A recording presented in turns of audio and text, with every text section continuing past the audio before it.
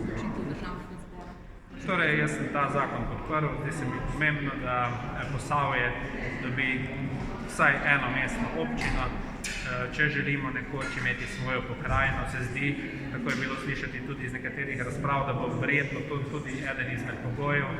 In glede na to, da je pač na mizi Krško, občina Krško se je v zvezi s tem podvizala, hitreje speljala vse potrebne postopke, potem je prav, da danes ta zakon tudi sprejet.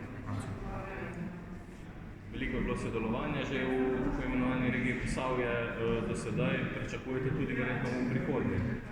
Jaz pričakujem, da se bodo najprej seveda župani usedli za mizo, pogovorili v zvezi s tem.